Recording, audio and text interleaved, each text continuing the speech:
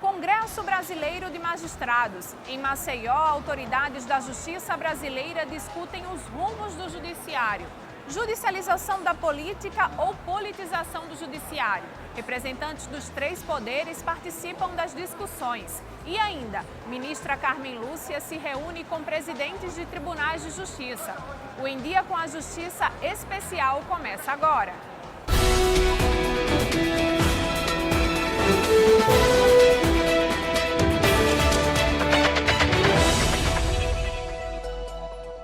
Olá! O Em Dia com a Justiça desta semana é especial. Estamos aqui no Centro de Convenções de Maceió para mostrar tudo o que aconteceu no 23º Congresso Brasileiro de Magistrados. Na cerimônia de abertura, a palestra do ministro Dias Toffoli chamou atenção para os meios alternativos de solução de conflitos. A palestra do ministro Dias Toffoli, vice-presidente do Supremo Tribunal Federal, marcou a solenidade de abertura do encontro. Ele destacou que o Poder Judiciário tem se adequado à nova era. Dias Toffoli frisou ainda a importância do uso dos meios alternativos para a resolução de conflitos e, consequentemente, a diminuição de litígios na justiça brasileira. Em 17 painéis e 2 oficinas, personalidades e especialistas do mundo jurídico e de outras áreas vão discutir diversos temas. Questões como o sistema de justiça, os avanços e desafios do Poder Judiciário, a politização do Judiciário, a política de inclusão e o Judiciário e a informatização e a celeridade. Todos os temas hoje praticamente relevantes para o Brasil, eles vão ao Judiciário. E, ao mesmo tempo, nós percebemos uma tentativa de politização da justiça. E nós, então, escolhemos esse tema para colocar em discussão e debater com a sociedade, debater com a magistratura toda que está presente aqui. Nós temos parte do Executivo, nós temos filósofos, nós temos do Judiciário, e eu tenho certeza que nós vamos trazer daqui grandes lições, aonde nós, juízes e população, vai sair um grande vencedor depois desses debates. Governador em exercício do estado de Alagoas, o desembargador Otávio Leão Praxedes, que preside o Tribunal de Justiça, avaliou a importância de Alagoas receber o mais tradicional evento da magistratura brasileira, que acontece apenas a cada 3 anos. Havia já um reclamo há muito da magistratura nacional em sediar esse encontro aqui na capital. E eu, enquanto governador e presidente do tribunal, nós estamos aqui a ofertar melhores condições, dizendo que o momento nacional é um momento difícil e questões importantes vão ser assim debatidas nesse âmbito desse Congresso Nacional que está sendo patrocinado pela MB. A presidente do Supremo Tribunal Federal, ministra Carmen Lúcia, também veio a Maceió para o evento e para se reunir com presidentes de tribunais de justiça. A ministra aproveitou a ocasião da realização do Congresso de Magistrados, que acontece no Centro de Convenções, para se encontrar com os representantes dos judiciários estaduais. A desembargadora Elizabeth Carvalho esteve presente representando o presidente em exercício, o desembargador Celírio Adamastor. Nós da imprensa tivemos acesso à reunião, que teve início às 10 horas da manhã e aconteceu no pleno do TJ.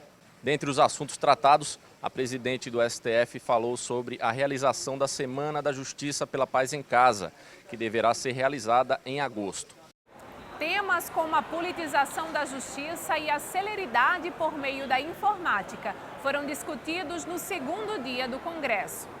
Rui Palmeira citou a judicialização da saúde, questão que, segundo ele, está muito latente nos dias atuais e na realidade local. São decisões que mexem no orçamento, que mexem na parte financeira, algumas delas são até justas, porém há uma imprevisibilidade que realmente dificulta para qualquer gestor público. Então é um debate importante. Aqui em Alagoas, graças a Deus, nós temos um diálogo permanente com o Tribunal de Justiça. A desembargadora Ana Maria Brito analisou que a política e judiciário têm se cruzado cada vez mais. Ana Maria Brito defende que os poderes precisam ser independentes, mas harmônicos, e que o diálogo é a grande solução para a desjudicialização.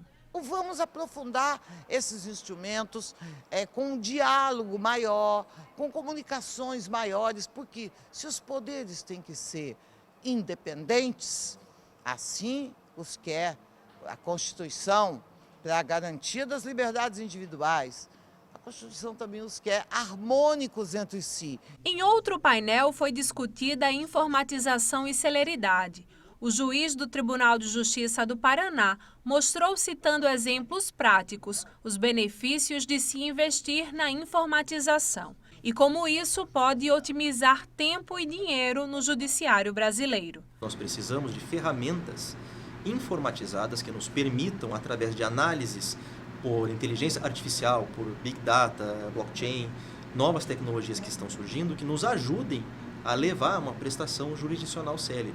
E isso passa necessariamente por investimentos de máxima ordem, com os maiores esforços por parte dos tribunais, seja os regionais, seja os tribunais superiores, no sistema de informatização.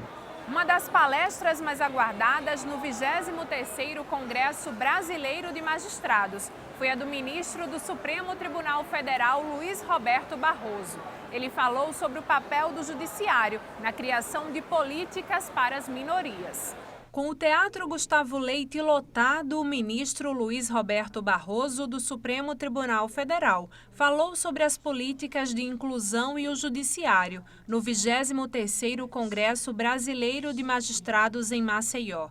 Barroso citou importantes decisões da Justiça que mudaram a vida de brasileiros e brasileiras, principalmente das minorias e grupos vulneráveis. Entre elas, os avanços nas últimas décadas para as mulheres. Olhando para o papel do Supremo Tribunal Federal, verificou-se a validação da Lei Maria da Penha, que é uma importante proteção contra a violência doméstica, uma decisão importante que permitiu às mulheres a interrupção da gestação de fetos anencefálicos. Outra decisão, essa da primeira turma, assegurando o direito das mulheres à interrupção da gestação no primeiro trimestre. O Estado não pode obrigar uma mulher a permanecer grávida do filho que ela não quer ou não pode ter, ponto. Se há um desacordo moral razoável, o papel do Estado não é escolher um lado. O papel do Estado é assegurar que cada um possa viver a sua convicção. Barroso citou feitos também para homossexuais. Nós obtivemos, nos últimos tempos, reconhecimento das uniões estáveis homoafetivas. Na sequência, o Conselho Nacional de Justiça regulamentou a possibilidade do casamento civil entre pessoas do mesmo sexo. O Supremo passou a entender que as pessoas transexuais têm o direito de modificar o seu nome e gênero no registro civil e passarem a viver a sua própria identidade. E cotas para negros e pessoas com deficiência nas universidades. Romper com um discurso de um humanismo racial que não era verdadeiro foi, eu penso, a melhor forma de nós empurrarmos a história na direção de construirmos uma sociedade verdadeiramente igualitária. O ministro do STF falou ainda de uma minoria que tem protagonizado os telejornais e a vida dos brasileiros de forma negativa: os corruptos. Pessoas que desviaram milhões, que mantêm as suas contas no exterior e são libertadas a granel.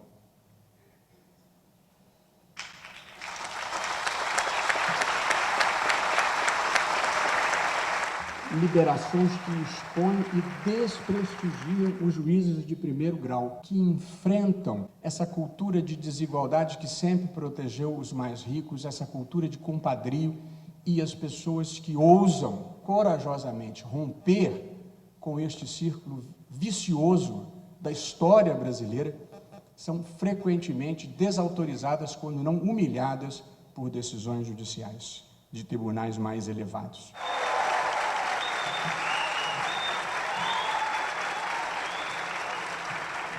No último dia de congresso, o destaque foi a palestra do ministro Marco Aurélio Mello, do Supremo Tribunal Federal, sobre segurança jurídica em época de crise. O último dia do congresso contou com a realização de diversos painéis de discussão. Nas várias salas do Centro de Convenções, temas como ética da magistratura, gênero e a feminização da magistratura estavam sendo debatidos. Já aqui neste auditório, o tema abordado foi a violência sexual contra crianças e adolescentes. A juíza Herta de Oliveira, do Tribunal de Justiça de São Paulo e membro do Instituto Paulista de Magistrados, apresentou o projeto Eu Tenho Voz. O projeto Eu Tenho Voz é um projeto de combate ao abuso e exploração sexual de crianças e adolescentes. Ele foi idealizado pelo Instituto Paulista de Magistrados e ele atua da seguinte forma: nós levamos uma peça de teatro até as escolas.